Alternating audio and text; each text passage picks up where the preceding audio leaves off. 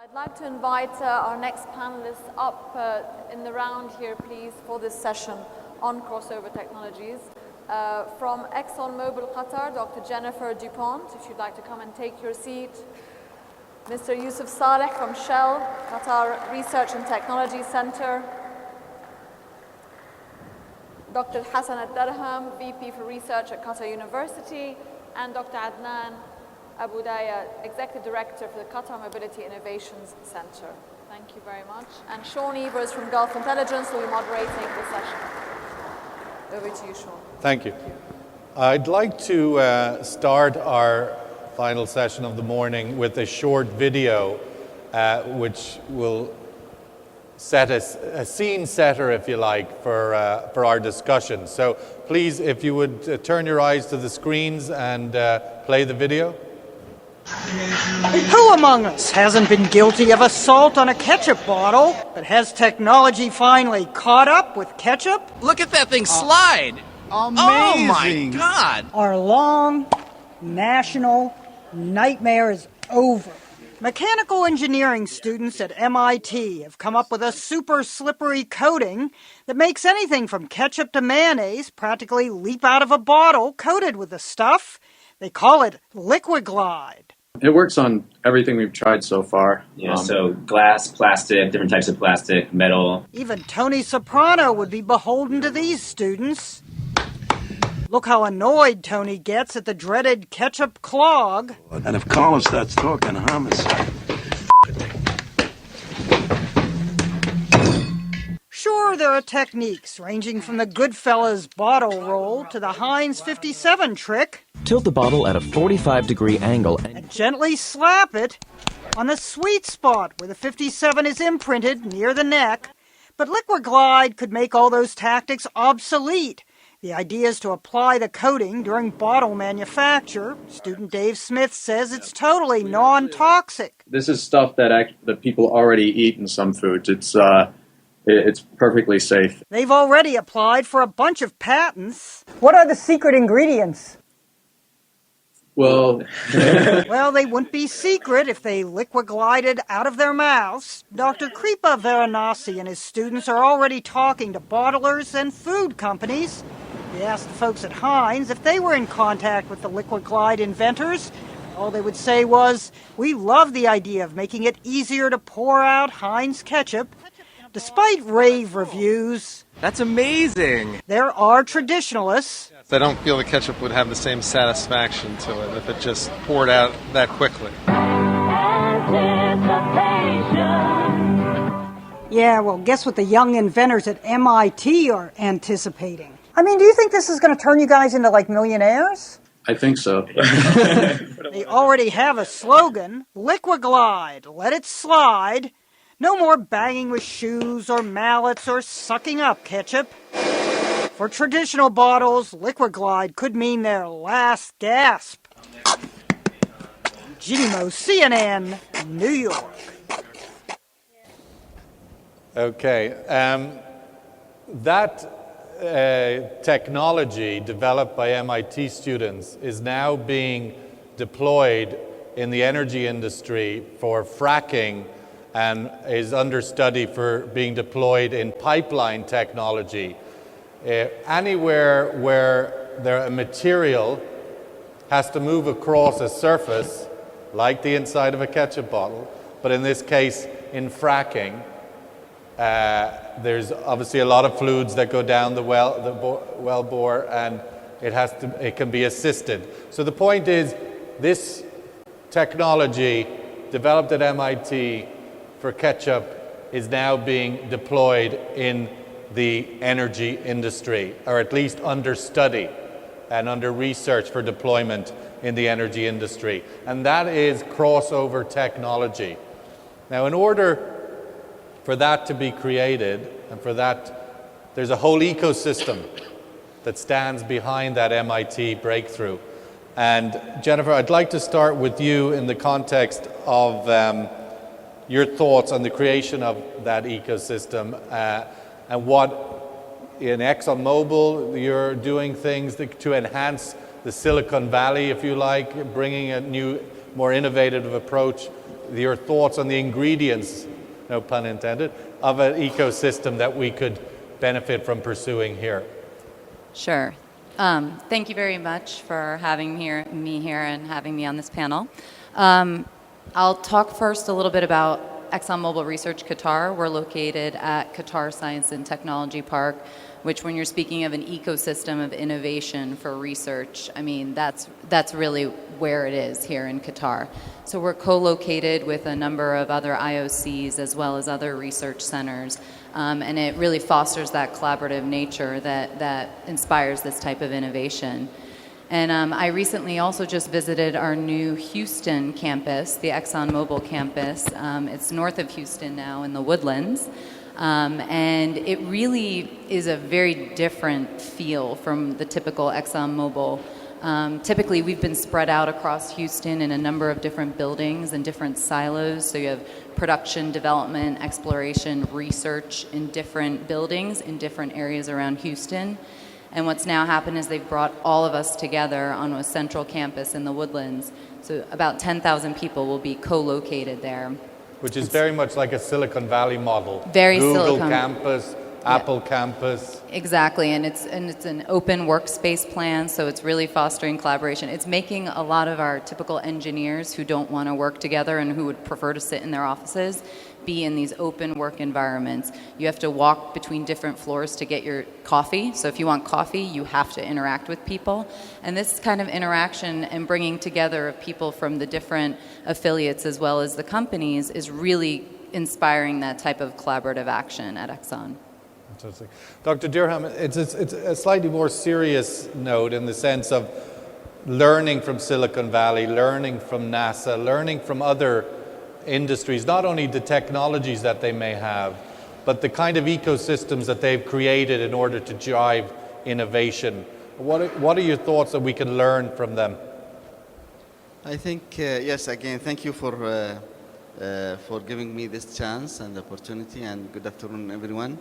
I think here in Qatar, there are so many local challenges that we need for any other experience that has been adapted and been or successfully done or integrated in the West or in the East to be looked at before we, bring this experience here to Qatar. We in Qatar, we have our own challenges, our local issues that need to be addressed in order for such experience to be also successful here. We have to build our own model in terms of ecosystem for research, development, and innovation. It starts from raising the child from K to 12. The way that we are raising our children and the way that we provide our education is not as it is in the West. And here it comes the challenge that we face at higher education. How to graduate youngsters with open-minded, well-rounded figures and with critical thinking and the skills that is needed for, to build this ecosystem.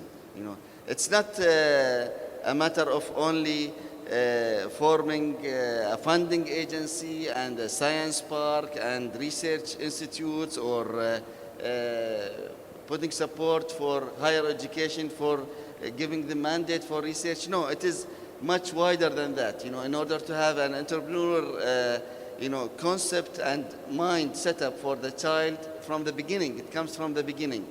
So it is a paradigm shift for the community, for the whole, way of things people are conducting here in their, day-to-day lives. To go into another stage in order to also get the benefits of such presence of these international companies who have their R&D here in Qatar. Other than that, it will not work. When you say there's obviously unique challenges here that need to be addressed, when you look at other sectors other than the energy sector, the other models, do you see any examples that you would look for as you travel the world, obviously the other academic institutions, but what other industries that are doing innovation or getting to an innovation culture quicker in a more profound way and that we could learn from? Of course, there are many, but I would see the IT or the ICT sector is the driving force nowadays. We can see it anywhere in the world, okay, across the globe. However, here in Qatar, those who are taking, the decision makers, policy makers here in Qatar, also need to put this in their, day-to-day agenda, okay? When it comes to innovation and when it comes to adapting new technologies for their own sectors. So be it in the oil and gas industry or energy, or be it in banking or in tourism or any other industry here in Qatar, those people who are taking charge of such sectors as if they are policymakers, decision makers, or driving the agenda for the National Vision 2030, they need to really put this in their part of their strategic initiatives that they have to do it. We as higher education, when we try to approach some of our stakeholders, we face lots of challenges. Could be shared, some of the challenges that we are facing in order to move our research agenda into from development into commercialization or into new spin-off companies or what have you. We face such a challenge. Why? Because a great deal have to do with it that we don't get, or these people, they don't feel that building local capacity, which requires long term, is an ideal for them. They just want to get whatever is available on shelf, right, available for them. Dr. Saleh, one of the things that when I met the professor from the MIT who led that student project, I met him last week, and he was telling me that there was no way he would have ever been able to achieve that invention and that breakthrough without having access to what he described as free labor, cheap PhD students who are not only innovative and thinkers, but are available in great numbers and the brightest minds. How important is that, do you think, to develop here that for the innovative culture, and is that a challenge in your own work by the absence of it? Yeah, I mean, in the last session already we shared that point when we said Shell is always trying to find the right, brain from university, because this is the right incubator actually, or the right hub for getting the right knowledge or right, ideas in the place. Well, let me share with you example when we start in Shell, here about sharing or giving our challenge to others and try to find a solution with it. When we start with the fuel aviation, our core business as a Shell here to produce GTL product. And one of our products, of course, kerosene or jet fuel, which is not conventional one, coming from the gas. This is very clean. We know that has a lot of benefits if we use it in our planes. And to approve that things, you need a lot of partner with you, and you cannot do it alone. So we did it with Tamuk, we did it with Rosera's company, we did it with the Sheffield University, we did it with our center in Thornton. So we cannot do it alone. So we need really, the right people to be involved in that project in order to come up in the end to say, yeah, we are fully confident that if we do the blend kerosene with a conventional one with GTL, we will fly safely without any issue. And also we need to improve also there's a benefit coming from this use. So this what did you learn from, in a sense, working with the airline, Qatar Airways, I believe that project was? Correct. Bringing them into the development process was... You sold the idea, Qatar Airways, they believe on it. They said, yeah, fine, we would like to see that, but please approve it to us. And of course, you cannot go only as a Shell to approve it. You need another partner with you. So of course, having that extension as you will end with something. You will end with a commercialization of your product. Of course, that will give a lot of energy around us to put their effort in order to come up with the right, output. And that's what happened. I have example also for the thiocrete product. When we start to say we would like to utilize the sulfur and coming from bare GTL to put it in the concrete, or to remove the concrete and put the sulfur there. And then you need some industrial support for you, and we don't have that knowledge, so we need to use that knowledge from other construction industrial to help us in order to approve that can be used in different applications in the country, and we continue to do that things with them. I'd like to bring in Dr. Adnan now, Executive Director of Qatar Mobility Innovation Center. When you look at the energy industry from somewhat outside it, does it strike you that there's lessons that can be learned from the IT sector, from other sectors that we're not seeing, we're not doing? Yeah, sure. Just to give you an idea about who we are, we started in 2009 as probably the first independent innovation center in the region. And when we started back in 2009, we had really a specific mission and goal, which is to use local innovations to create technology-based industries in the region. And even when we started, our focus was on convergence of industries. We did not really wanted to build an ICT industry on its own. We wanted to use ICT to create really opportunities in other segments.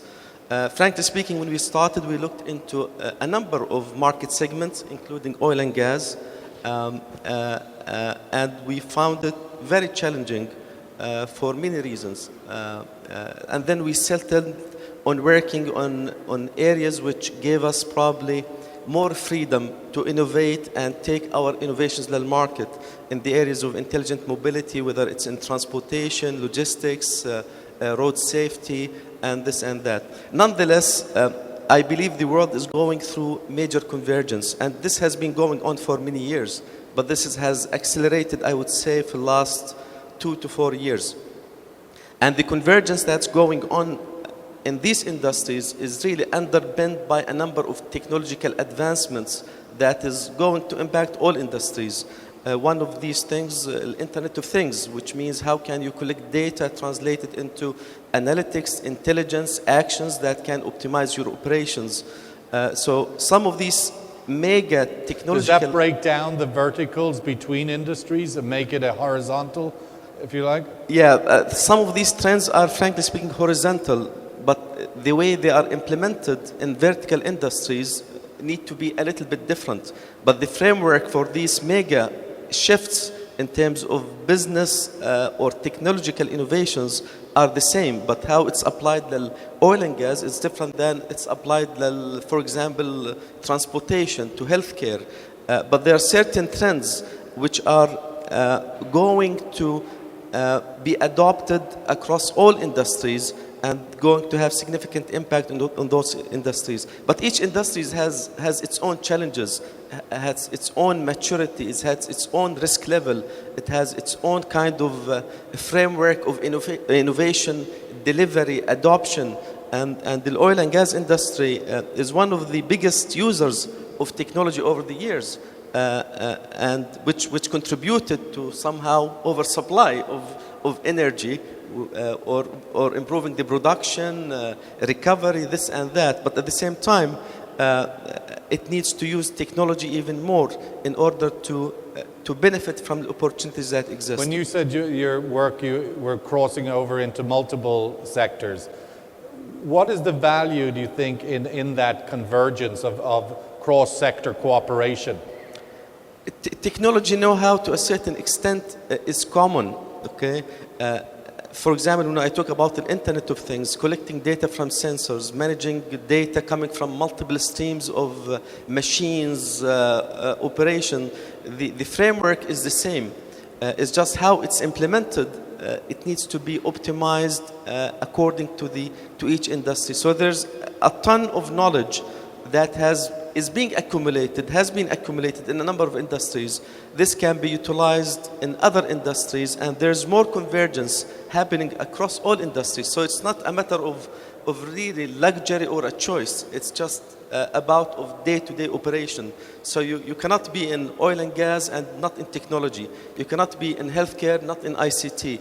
You cannot be in any of these industries without leveraging the mega trends that's going on. In some sense, can be resistance to those transformations because they're quite significant disruptors. Absolutely. And I'm wondering, in the context of the industry where it's at the moment, Dr. Youssif, the adoption of disruptive technologies and that lead to greater innovations, is that a challenge as you pursue your own research?